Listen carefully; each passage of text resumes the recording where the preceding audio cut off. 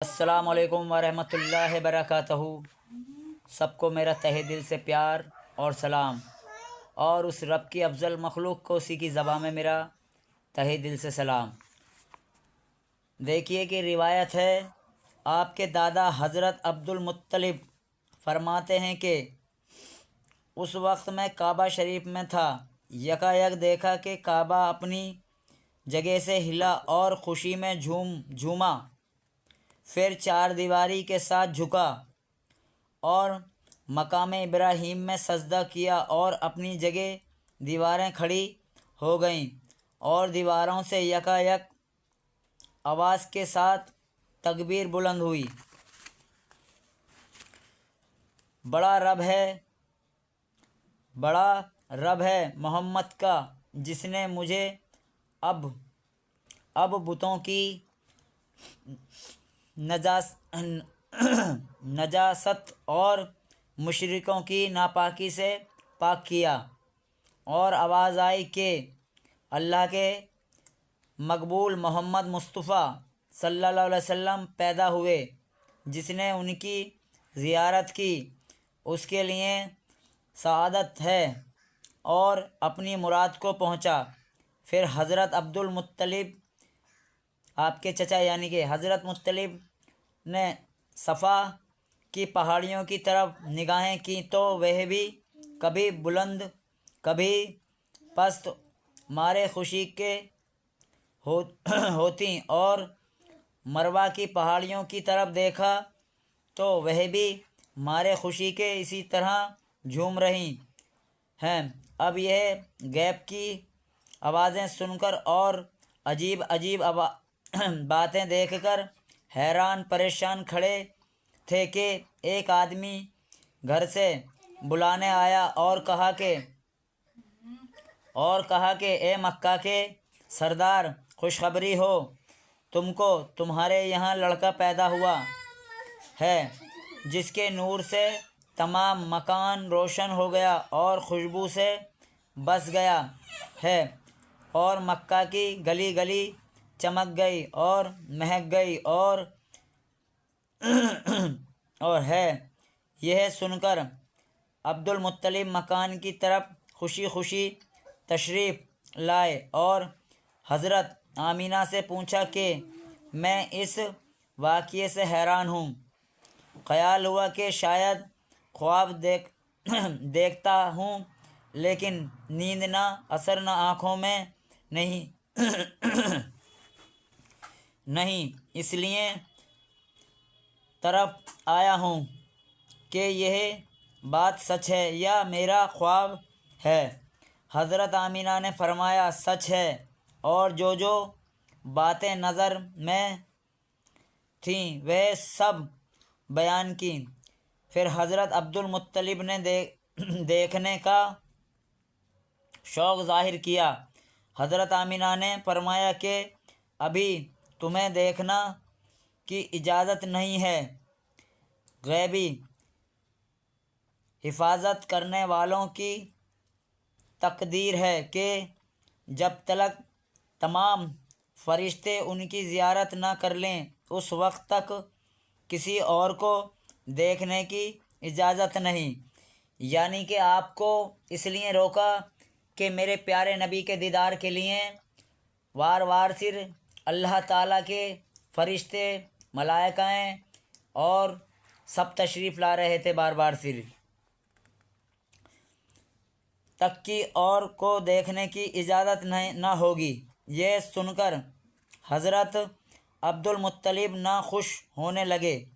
مجبور ہو کر حضرت آمینہ نے اس طرف اشارہ کیا جہاں آپ جلوہ فرما تھے۔ عبدالمطلب نے اس طرف قدم بڑھایا اور فوراً ایک شخص غیب سے تلوار کھینچ کر سامنے آیا اور سخت آواز سے دھمکایا کہ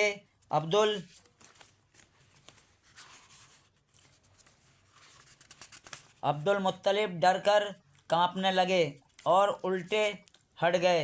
پھر یہ ماجرا قریش سے بیان کرنا چاہا، لیکن زبان نے کام نہ دیا۔ برن مجبوراً چپ رہے۔ کہا جب کہ آپ کی پیدائش کے وقت تمام بت اوندھے منہ گرے۔ آپ کی پیدائش کے وقت تمام بت اوندھے گر پڑے۔ بادشاہوں کے انجام کے محل میں زلزلہ آیا اور زلزلہ آیا، پھٹ گیا۔ 14 کنگورے اس کے ٹوٹ گئے۔ شیطانوں کے تخت الٹا دیے۔ سلطانوں کی بولنے کی طاقت چھین لی گئی اور پارسیوں کا انت شکدہ، جس میں ہزاروں ورش میں سے آگ جلتی تھی، بالکل بجھ گئی۔ یعنی کہ ان کا کوئی اس ٹائپ کا تھا جیسے ہون ہوتا ہے، تو اسی ٹائپ کی فارسیوں کی وہ تھی کہ ان میں کبھی آگ نہیں بجھا کرتی تھی، یا ایسے کہہ لیجیے جیسے تندور ہوتا ہے کچھ اس ٹائپ کی چیز، جیسے آپ سمجھیں تو تندور ٹائپ کی چیز کہہ لو کہ وہ ہر وقت جلتا رہتا تھا، وہ بھی بجھ گیا اور کبھی نہیں بجھا تھا ہزاروں ورشوں سے۔ کون سی ہاں تو شروع کرتے ہیں دوبارہ کہ ہزاروں ورش میں آگ جلتی تھی، بالکل بجھ گیا۔ سوا ندی جو عراق و عجم کے درمیان ہمدان سے کچھ کم 6 کوس چوڑی تھی، یکایک سوکھ گئی۔ سمابا کا ریگستان جس میں ہزاروں ورشوں سے پانی کی ایک بوند نہ تھی، اس میں پانی کی ندی جاری ہو گئی کہ وہ ایک بڑی ندی شام سیریا ملک میں مشہور ہے۔ یعنی کہ وہ ندی آج بھی سیریا اور شام میں ملک میں مشہور ہے۔ اللہ اللہ، کیا میرے پیارے نبی کی شان۔ تو میرے دوستو، میرے اللہ کے محبوب اور اس اللہ کی تعریف اور اس کے ذکر بے شمار ہیں، ان گنت ہیں۔ ہمیں بیان کرنے کے لیے ہمارے اندر نہ اتنی طاقت ہے نہ اتنی ہمت ہے کہ ہم تھک جائیں گے، لیکن میرے پیارے اللہ کی حمد و ثنا اور اس کے محبوب کی تعریف کرتے کرتے ختم نہیں ہوگی۔